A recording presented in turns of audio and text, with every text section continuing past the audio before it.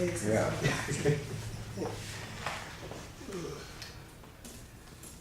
Well, thanks for coming out to the Roundhouse this Shoot, let me afternoon. forget my glasses. Okay. Okay. Basically, what we've been doing here for about, since this past fall, we've been interviewing people who, have had family within this neighborhood, and not necessarily just East Wilson itself, but, in the city and the county. Kind of getting a little bit of the history of this area and what they remember about things that have happened, over their lifetime. So we get started, just for the record for us, you just let us know what your name is and a little bit about your family, maybe about how long you know that they've been here in Wilson County, and a little bit of that, and we'll go from there. Okay. Well, my name is Alice Ford Eakins, and we've been here all my lifetime. My family, my mother and father came up around Black Creek, and they got married. In fact, they met in the church, this church down there, which is we call it the family church, which is Primitive Baptist Church. This is this old-fashioned religion, old-time religion. And there were a lot of children in the Woodard and Ward family. My grandmama married a Ward, So in the Woodard family, there were quite a few. We have a picture of those. And in the Ward family, there was a large family. And then my mama married a Ford, James Ford. And in my immediate family, there are 10 children, 9 girls and 1 boy. And we were blessed to, at least they sent us through school. And we went to, 8 of us finished from St. Augustine's College. And so 2 of us now live in Wilson County, because I have a sister. She was living in Charlotte. She lived there for over 30 years, Gladys, but she is back now. She lives in the Elm City community out there by the airport. And I live here, and one lives in Colorado Springs, one lives in Atlanta, Maryland. I have to count the numbers up. I think it's about 3 or 4. And my brother lives out from Fayetteville. Okay. I think I have everybody. It's such a big family. I know other people we've interviewed had big families. Their families were farmers. Or we lived on the farm. We know about farm. We run from it now because we worked hard, and my parents and grandparents, and they knew a lot about. You heard of P.L. Woodard, the P.L. Woodard store. You probably saw some pictures in the book about P.L. Woodard. They knew a lot of people down there in Black Creek, and we had this doctor from Black Creek. It was very interesting. We had our family doctor, Dr. Smith. In fact, I think this is his nephew now that is my doctor. But and during that time, the people were very, very close. They knew everybody, it being a big family, and they raised a lot of cotton, tobacco, and that kind of stuff, and they raised the chickens and cows, to eat, and different things like that. And they worked hard because, and the women would plow and knew how to work the horses, and all of that. So we were a hard-working family, and we still are a hard-working family, because we worked all the time. Now, did your family, your father, did he own that land that he farmed? Well, or was he a sharecropper, or? My father was a sharecropper. He was, okay. But I think they owned their land, but they knew everybody in Black Creek. Right. And most of them have gone on now, and I knew their friends and all. But after my grandparents died, the women, the sisters, farmed like men, knew how to plow and do this and do that. So whenever they decided to move from the farm, they moved over here on Reed Street. But they did a lot of that work, you know, that men would do. Right. And it was just interesting to hear them talk about it, and I still get excited when I start talking and thinking about it. But now in my family, I had a sister that begged my daddy to just move off that farm. She said, "Dad, if you just leave that farm," she said, "I won't have to have a bedroom." She said, "I'll sleep in the bathtub." So we had a lot of fun, though. We had a plenty to eat because we raised those chickens. You know, they used to call them biddies. Mama would order them, and we raised them, and we had corn for them, and you know, you eat those. I remember we had 2 cows. Since I only had one brother, we had to work, you know, like the boys. So I had one to milk, and my sister Gladys had one to milk. We had 2 cows, and then years ago, you know, people didn't have air conditioning, they didn't have freezer. But we were living at New Common, so I remember my father rented a freezer in Kinley, and that's where we would put the meat. So we always had a plenty to eat because we raised our own food. Right. Like I said, the meat and the vegetables, and we even raised sugar cane where you make syrup. My grandfather had this mill, and we had to raise that, and that stuff we're working with, it would cut your hands up, had to strip that foil, they call it foil, they had to strip it down. And then they take it to the mill, you know, and cook it, and the mule would go round and round and get the juice out and get the molasses cooked, put it in a barrel. So we had a plenty of food, as I say, garden, chickens and pork, beef, and we never went hungry. And we had an apple orchard, and my grandfather had a peach orchard. So we ate, and we still eat well. We love to eat, you know. And what else can I say? I guess, you know, all the stuff y'all grew, y'all never had to go shopping for anything, did you? No, and see, my mother could sew. She would take newspapers and put them on the floor, and she would cut out a pattern, make us, you know. And I remember for school clothes, she made us these white organdy dresses, and she put ribbon, ran a little rick-rack around the sleeve and the tail, you know, and all. And we went to graduation, and we thought we were dressed up. And everybody told me how to dress. But she could make anything. She could sew, you know. And back during that day, you know, people made their own soap. Right. And made about everything. And then, since we raised corn, you take that to the mill, and they would make the meal, you know. And then the chickens could eat that, you know, and as well as the pigs or the hogs. And it was just fun, but that working, picking cotton, because we would pick a bale of cotton a day, over 200, and but my brother, since it was only one boy, now he was never a picker. I guess he was just spoiled. Now, did y'all pick the cotton during the summer or the fall? Because I know around here now it seems like they do it in the late fall when they pick that cotton now. It would be hot. It was in the summer, really? Yeah, you pick that stuff, and it seemed like we would pick our, then we pick everybody else's cotton in the community. Right. And we worked hard. So finally, when I was in high school, when my father left the farm, and we were glad because we just had to work so hard, you know, doing that tobacco and raising all of that. And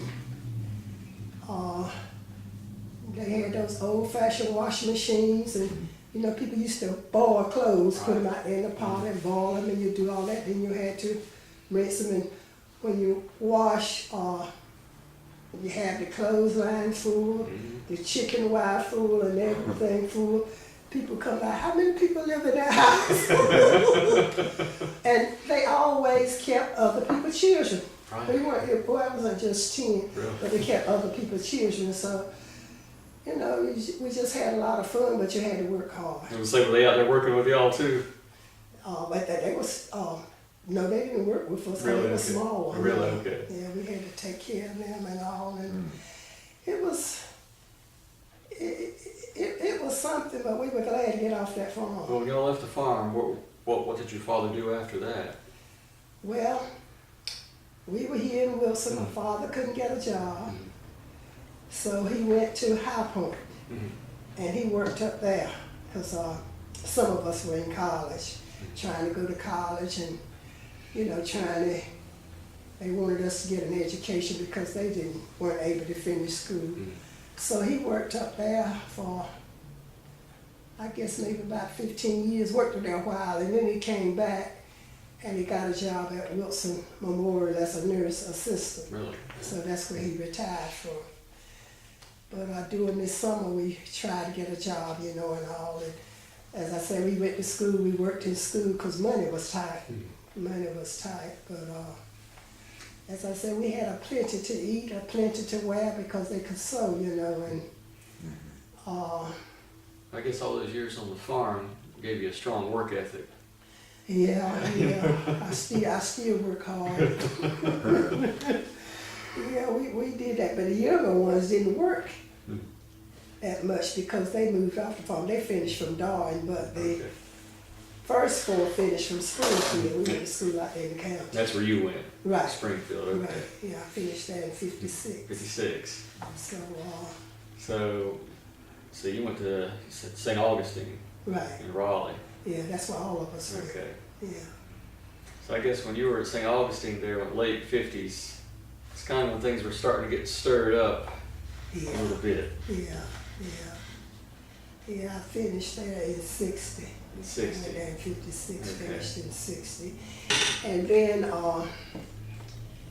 my Gladys was there. When I was there, two of us were there. And there would be 2 and 3 there at the time because we were real close, born real close Right. together.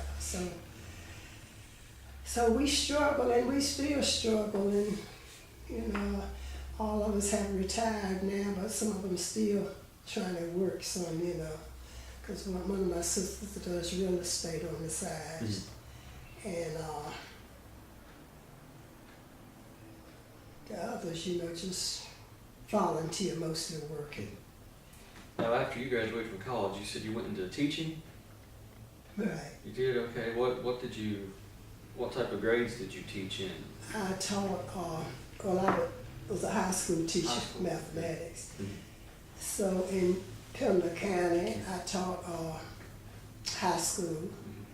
And then in Wilson County, I taught high school. When I went to Edgecombe County, I taught in the middle grades, but it was math. Really? Okay. Yeah, math and science. Okay. So, Which high school did you teach at here in Wilson?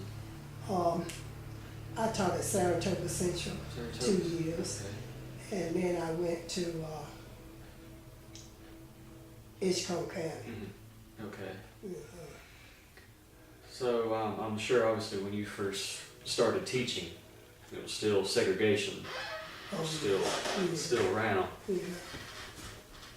From what you can remember, the places you were working at when the school started to be integrated. Can you tell us a little bit about that and how that transition was, where you were teaching at the time? I think I left Pembroke County in '69. It seemed like they had started integrating then. So in my next job, like I said, was at Saratoga Central. It was integrated. Right. Okay. And it was okay, but it was different, Anyway, I was in a trail out there. That's where I taught. And I had some nice students. They were real nice, and I just love math, doing different projects, and it was just so interesting because they would make different things. We had these straws, and they would make put mathematical figures out of them, and all, and they enjoyed that, and I think each class would try to outdo the other class, so it was very interesting. And then Christmas time, we had a Christmas tree and had all of that, but they seem to have been very excited about it, you know. Right. So, And how many years did you teach? 33 years. 33 years, and then you retired. I retired in 95. 95, okay. Right. Now, was that here in Wilson? Right, Okay. Pine Tops. Yeah, you were at Pine Tops? Yeah, Edgecombe County, Okay, yeah. all right. I'm gonna backtrack here a little bit. Maybe you mentioned to us before we started talking to you, you know, about the church there in Black Creek. Mm-hmm. I know a lot of people we've spoken to will tell us, you know, the two things that were essential in their lives. Of course, I know you grew up on a farm, Right. but they said school and education. I mean, well, not, I'm sorry, education and the church, Mm-hmm. you know, were kind of focal points. Right. Especially a lot of people I know that grew up here in the city, you know, they said they would go to school, you know, they do that all week, you know, on Sunday, it was church all day. Oh, yeah. You know, you grew up in, you know, I guess out in the county. Right. How was your experience with that? Yeah, you had to go to church, and like I say, this is primitive Baptist and old-fashioned church. You know, they sing those slow hymns and all of that, and most of the churches are different, but this one is still around. You know, and they do things the old-fashioned way, sing and shake hands right slow and all of that, and then you had these preachers. And some of the preachers now, the churches are changing some, you know, they're kind of modern, more modern than they were back then. But back there in that day, because see, years ago they had to ride the horse and buggy to church. And that's what they were used to. I heard my grandfather talking about that and how they would go on the horse and buggy. And they would stay, they would have, I don't know how many preachers, you know, and one would preach, another one would preach, and on the same Sunday? same Sunday. Like I said, it was old fashioned, and a lot of these of course, I don't guess you know anything about the dipping the snuff and the chewing the tobacco and all of that in those churches. In church? Yes, My grandfather did that, but I don't think he did it in church. Anyway, like I said, back then, and you think about in the 1800s, of course I wasn't born, I wasn't near there, but I mean they started out, but see, like I said, the churches are more modern now, Right. so they have changed, and they don't do that, but they still sing those slow hymns and all, and you know, it was just something, you know, you go to church and like I said, people go in the horse and buggy, and so they said that. It seemed like I kind of remember some things, you know, because this is the old-fashioned church, you know, that was slow-acting people, you know.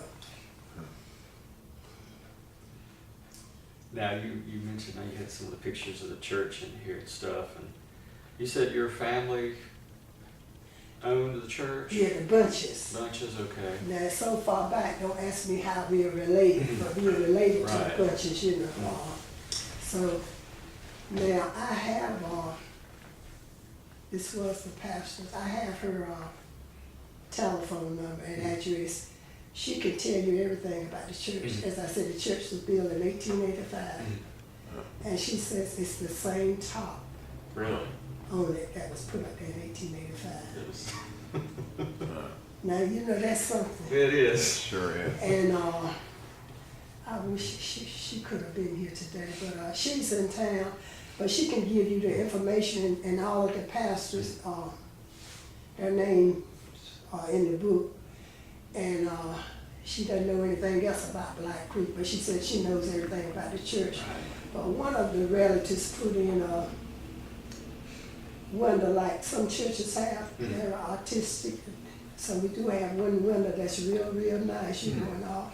And they have air in the church now, but you know, back then they didn't, because like I said, this church was built in 1885. Right.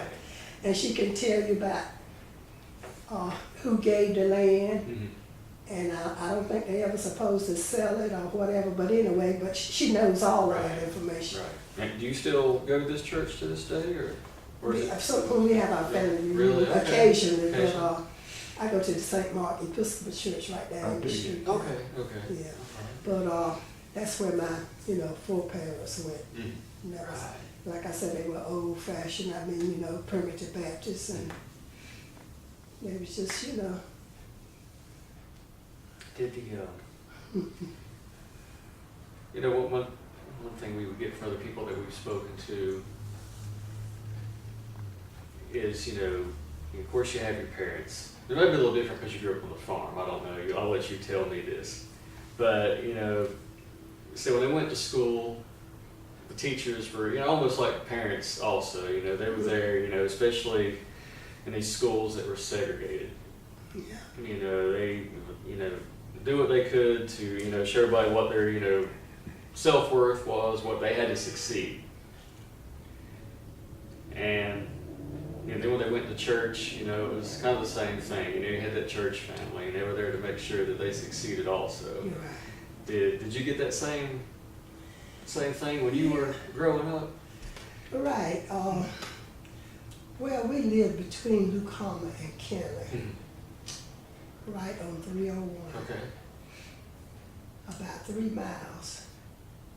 And we didn't have school buses at that time. Right. It was a 3-room school, because they used to have a little 3-room school. And there were 2 or 3 teachers, I think there were two teachers.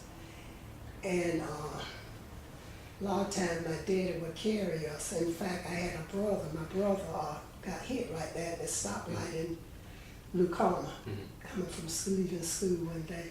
So my father would take us, but sometimes he would be working and couldn't take us, or couldn't go and pick us up. But the schools were small. Yeah, you got service like you did at home. The teachers looked out for us, and you had to take your lunch. And they used to have this heater. In fact, when we would walk to school, sometimes if you get to school first, you go on and make a fire. And I remember how they used to put their lunch on the heater to heat it. Right. And it was something. It was just different, just different. But the teachers were nice, and they wanted to help, and they looked out for us. Like you say, they were our parents when we got there. Right. And you had to take your lunch because you didn't have a lunchroom. And I'm trying to think of what else went on, but and that went to the what grade?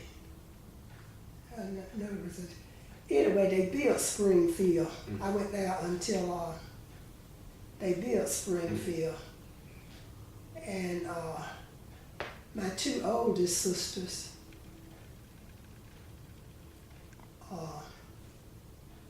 In the process of building Springfield, it was called Williamson High before they built Springfield. Okay. And that was a high school.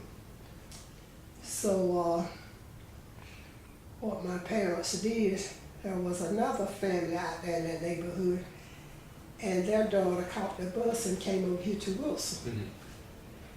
And my parents wanted us to, our parents wanted us to get a good education, so what they did, the 2 oldest ones, they were building Springfield. For the 8th grade, they came here and went to Darton, Gladys and Annie, because both of them were in the same grade. And so they finished Springfield, so they went to Springfield, because Wilson High, it was the high school, but still it was out there in the county. As people want the best for their children. Oh, yeah. So they sent them over here, and then they started there in the 9th grade. Okay. So my 8th grade was out there, and that was because I think they still use Wilson High. That was across the street from Springfield, and then so I went through high school there. In fact, my sister's class, that was the first class that went there 3 years. I think they entered in 50. Anyway, they finished in 59. It must have been about 56, I guess, or something like that. So schooling, it was nice, and we had this new school, and Mr. Vick, Sam Vick was the principal. Oh, really? We had these teachers, and it was just nice being in a new school, a bigger school, not no 3-room school, and all of that. It was different. Now, of course, you know, your family were farmers. Did y'all not go to school the entire year because you were in farming? We didn't go to school, but we had to make sure we picked that cotton first, Right. and then work on it, because the tobacco came off. I think that came off mostly during the summer. Right. But then the cotton, you had to do that. Yeah, we did. Everybody's in the neighborhood seemed like trying to make some money and all, and then you would go to school. But I would stay up late because I didn't want to get behind in school. Right. And I would do my work. We worked, you know, we had to work, but then we tried to keep our grades up because we didn't want to have to work like we heard our parents and grandparents said they had to work, you know. And our parents wanted us to get an education, but we had to work first. We had to do that. Now you were talking about, you know, picking the crops for other people. Were these your immediate neighbors, or were these people in other areas? Or? Neighbors, anybody that wanted the cotton picked, and they knew we were a big family, and so we could go and pick it, you know. And they weren't paying that much. What was about $3 for 100 pounds. Really? So if you picked 200 pounds, you have a $6. Of course, back then, you know, money was scarce too. Yeah. But that was a lot of hard work, and we were determined that we didn't want to have to do that the rest of our life. And Gladys begged Daddy just moved to town. Just moved to town. 'Cause that was hard work. But now my brother didn't work like that. How did he get by with that? How he get by? Yeah, without having to work, because he was younger. Well, he wouldn't work in the field. He wouldn't mind riding behind the mule, you know, or doing something, call himself doing something like that. But picking that cotton and that stuff, he would play sick or something. I think he was running his hand down his throat. I think. And see, by him, I think what helped spoil him, as I said, when he was about 6 years old, he got hit by a car. And he stayed in the hospital a long time. So he wasn't used to working like we were working, and I guess he, being the only boy, I guess he just got spoiled. So, you know, that was it. He learned how to. He would do stuff, but he's not picking that cotton. He didn't do that. I bet that was rough on him having a bunch of girls in the house. Oh yeah. Did I understand you said 8 of you went to St. Augustine? Right. Okay. So why St. Augustine? Well, the first one went there, and my Father Johnson was the daughter I taught out there. And at that time, he was at St. Mark. And his daughter was a music major.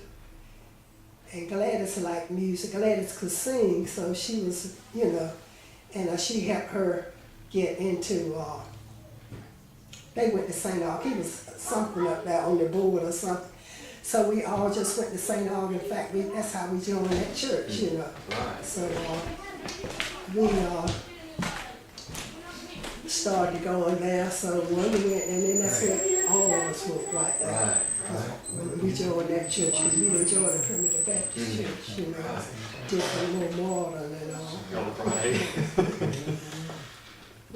Now, did your brother end up going to college too? No, he didn't. He didn't. Okay. No, he didn't make it to college.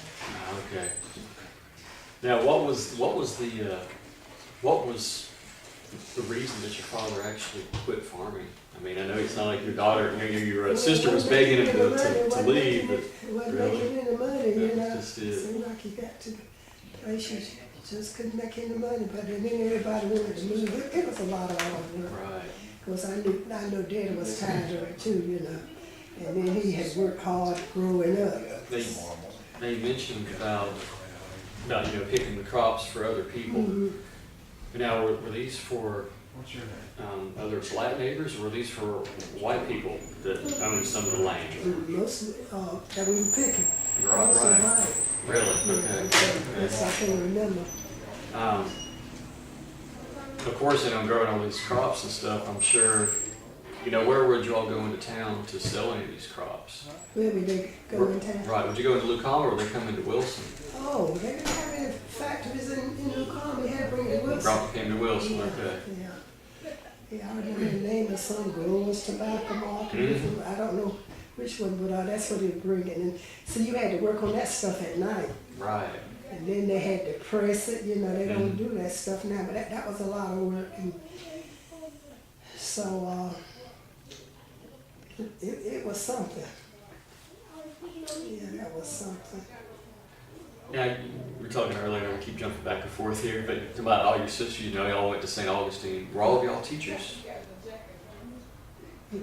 Not that all of y'all went to teaching? Right. Really? Okay. And I just, assuming, which I guess I've heard, you know, back in those days, it sounded like, you know, what women would normally go into if they went to college would be into teaching and education. You know, and I guess when you went into it, did you already know that you wanted to go into teaching when you did it? Or? We just wanted to get, I guess that's all I always thought about it at that time. Right. But now they're going into other fields like engineering. Right. Because I have some nieces that went into engineering. Right. But back then, you know, they didn't have that many different fields for you to go in. Right. So There's not a fountain, I guess we thought that was all it was, I Mhm. reckon, you know. Right. Yeah. Let me jump ahead here. I'm sure you have children. I have one son. One son, really? Okay. What does he do? What did he do? He went in service. Really? Okay. Yeah, Okay. he went in service. Really? Okay.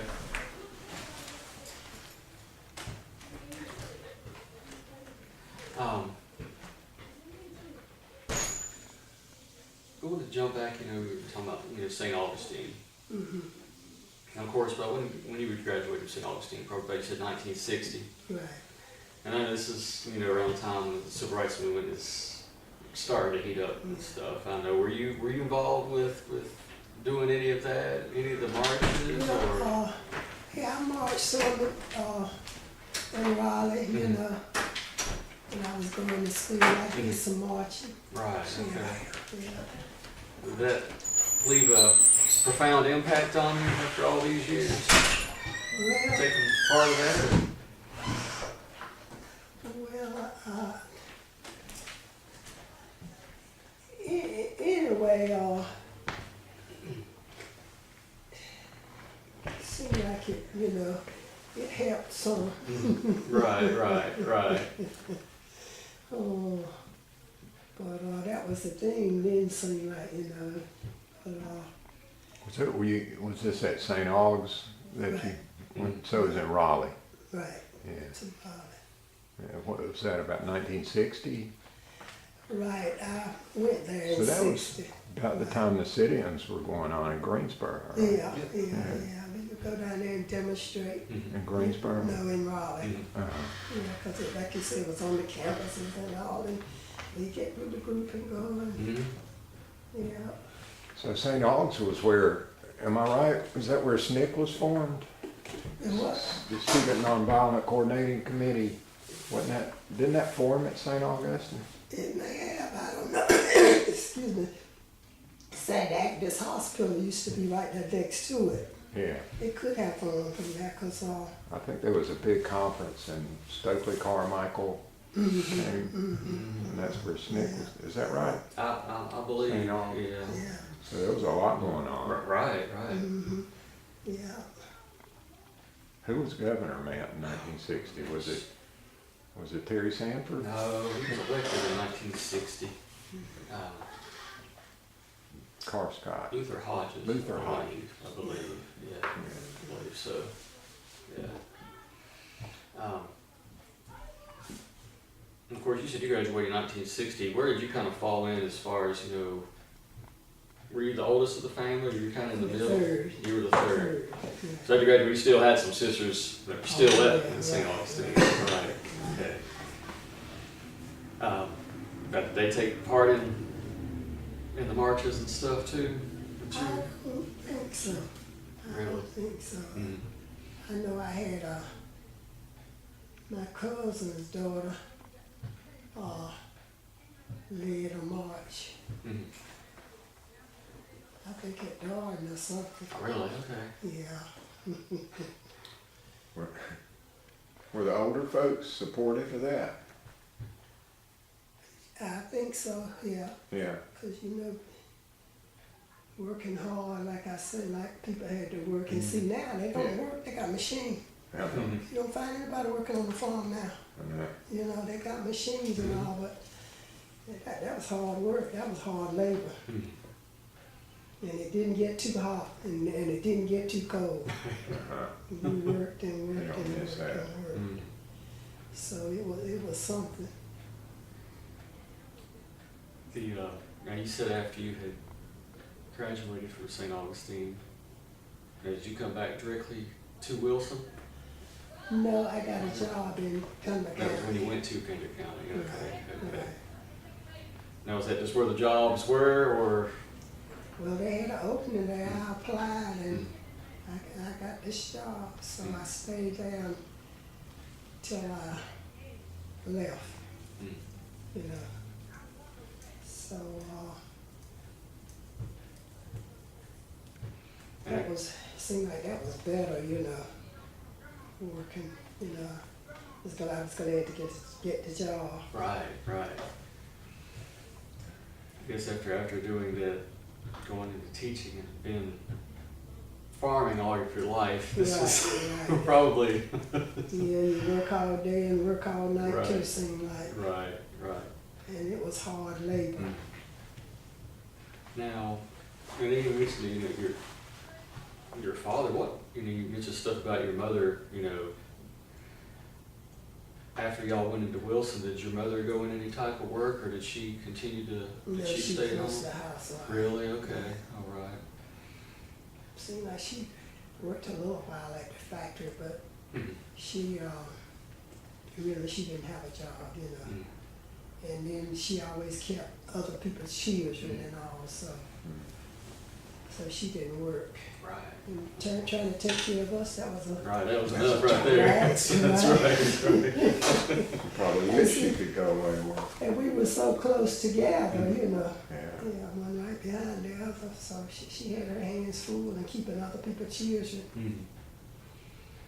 I had the thing here from this, family reunion. Does the family, there was a lot of you. Does the family get together every few years?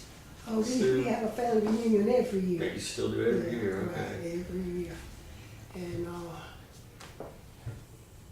it's a difference now because so many have passed on, but we have had some good times. We worked hard, but we had some great times.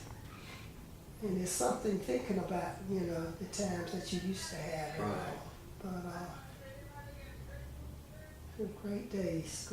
It just seems talking to you, it seems like you enjoyed it. Even though it was hard work, it seems like it brings a lot of good memories back. Yeah, right. Yeah, it does. It brings a lot of good memories back because we had some good times. We worked, but we had fun. Right. But like I said, we ate and we went places, and because my daddy,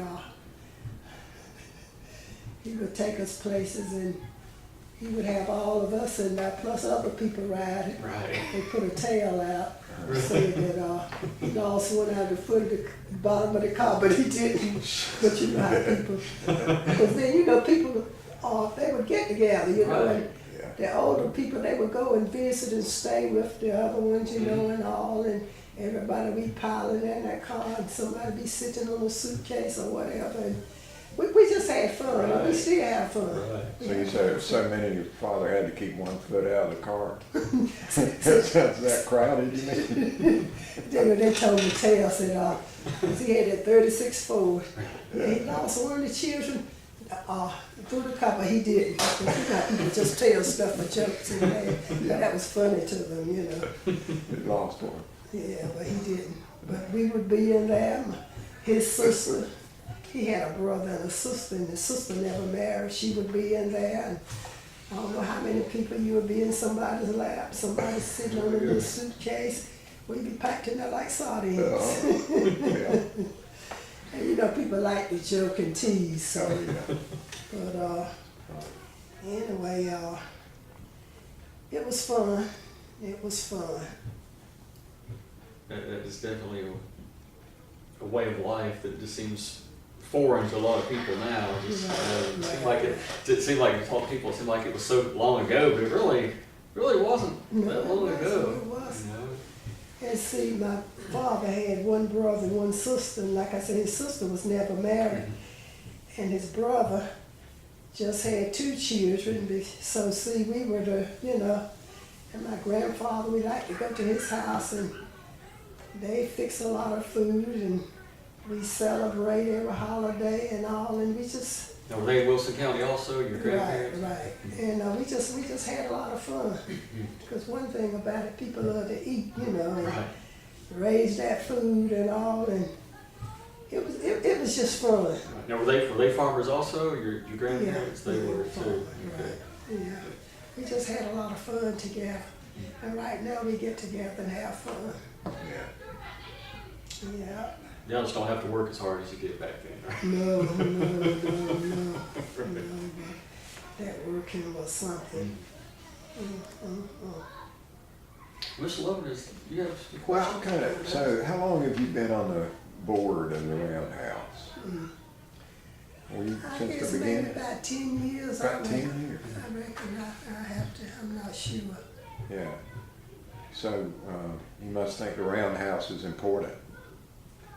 Oh, I do, and I love history. I don't know how to do it, but I love, see, stuff like that. But that's what we used to do. See how they kill them all, and home killing day, and they go to different homes and all, and that was a big time and all. See, I'm used to that kind of stuff. That's what I came up doing and enjoying, Yeah. Yeah, we had hog killing day, and different ones come over there and they cook all that food and have fun. So it's just, I don't know, I just love history. Yeah, we do too. That's why we're doing this. It seems like there's some kind of values in that kind of family life and learning. Yeah. I mean, you were working hard, but you must have had a sense of how it contributed to the family and the whole community. Right. Yeah, it was fun to see they get that meat and salt it down and put it in this, as we call it, smokehouse. It was just fun, and to think about it, I get excited. Yeah, yeah. And like those kids out there, they wouldn't know what we were talking about. No, they wouldn't. Do you think that, so as people moved off the farm and moved into town, and then as the civil rights movement came and segregation ended, do you think any of those values have been lost? Those family and community values? Seems like now it's like living in a different world. Yeah. Seems like everything is just so different. Yeah. Things are not the same, seem like, it's just, I don't know, it's just changed so much. I guess because they weren't exposed to what we were exposed to. Right. And see, we were just so appreciative to have time to sit down or time, but now it's just different. The younger generation, it's just a big difference. I don't know how to explain it. I think when you said don't have time to sit down, that's a lot of it. And it's just something, But I guess with all of these new technologies and things, well, it's going to change even more. Because with this stuff, because see, years ago, what did they have? First of all, you didn't have a TV. If you had a TV, it was black and white. That's right. And now they got all of this other stuff. 2 channels. Right. And it's just different. And people don't even think like they used to think. But many, many years ago, people were working so hard and doing all of this stuff. And, they wanted to do better, but now they don't work. And they don't, they only, of course, I don't know the technology. I need to learn it. But it's just a different, I know it is. What do you think we can do? I don't have the answer, but how can we get kids engaged? I mean, for me, that's one reason why Yeah, I the wish- roundhouse is important in this history. Yeah, I wish I knew what to tell you to do better. Yeah, Because it's not going to ever go back like it was. that's Because the right. people are too, so we're going to have to do something.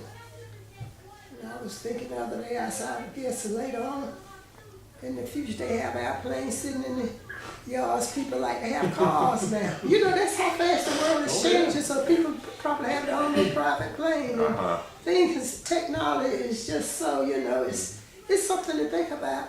Yeah, it is. Yeah, But especially what it does to the way we communicate. right.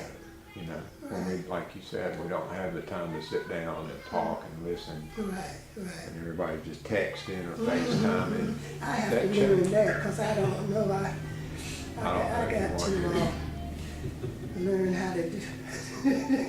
I want to work on that because if you don't today, you get lost. 'Cause, Yeah. now my son does stuff for me, but see, I got to learn how to do it because I'm just lost because I don't do that stuff, Yeah. And notes and papers and stuff, that's outdated. Right. Email, yeah. Yeah, that's outdated, so it's something. Yeah. I might have been outside when you were talking about this, but how old is your son? Let me see, 46. Let me see, Oh, yeah. born in 66. Is that right? 46, I have to subtract. Born in 66, 6 from 14, 48. Even 48 is 48. birthday. Right. Yeah. What does he do? He works with, in Butler with the,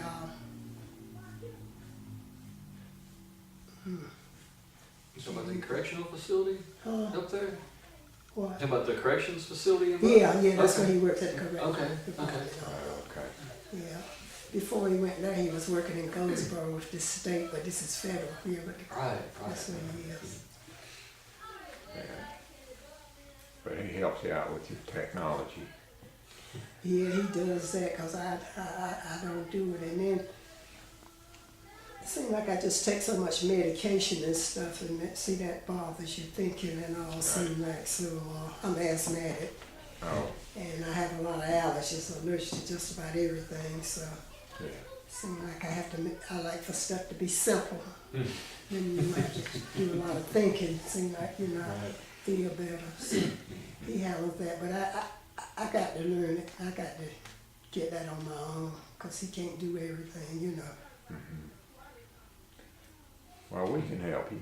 Okay. Good, then I need some help because I got a whole lot of articles. I was just looking at that, papers and stuff because my mama saved everything and I saved everything. Yeah. And all of that stuff packed up and all that. So you have a lot of newspapers? Oh, yeah, Yeah. yeah. Have you thought about putting them here at the Roundhouse? No, but they don't have room to put them. Not yet. When we get the new building, we will. Oh, yeah, I have newspapers clipping. I even have copies of death records and stuff. Do you really? All of that, because my aunt, she didn't know any better. She changed some of the dates on it, but I got copies of that stuff. And like I said, I like history. Uh-huh. And I would like to work with it, Yeah. That's what I would like to do. Yeah. What's the farthest back that you know about your family? You talked about your grandparents. Do you know about your great-grandparents? No, I don't know about my great-grandparents. Do you think they were in this area? I guess you don't They know. were in the Black Creek area. They were, It in a was way, like back that then. to 18, back in 1800s, I got, 18. but I didn't know them. I got papers and stuff on them, Uh-huh. and I even went to D.C. up there in Washington looking for records and stuff, so, Did you really? on your family? right.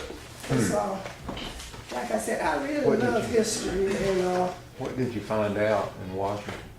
I got the wrong book here. I made some copies of information that I collected. Like I said, I just have some of that. You've got a lot of That's stuff. all right, that's all right. Where'd you go in Washington? Library of Congress? Oh. Anyway, these are stuff that you can't have read, but yeah, I have, Oh, is this from a family Bible?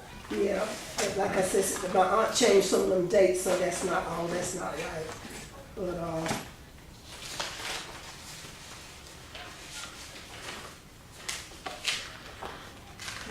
guess I picked up the wrong folder. Oh, this is some stuff that I got. What does this say? This is, where is that from? Oh, yeah, the census, The census. 1920. Yeah, went back there to 1920.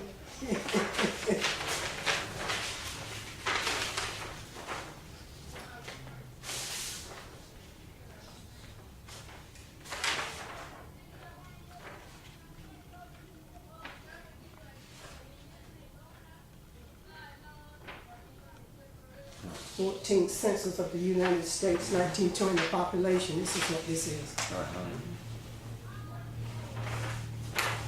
Yeah, I see some of the wards on here. Wards and Wooded. Too. So I love stuff like this, but like I say, I don't know, how to do it, and I just have a lot of stuff. Kind of just like sifting through sand, hoping you find a little nugget here and there.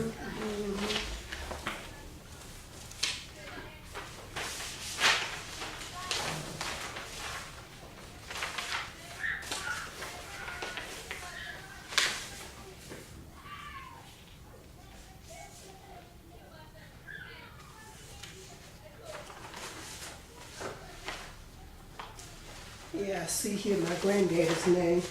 This is from the 14th census of the United States, 1920 population. Jonathan Ford, that was my grandfather.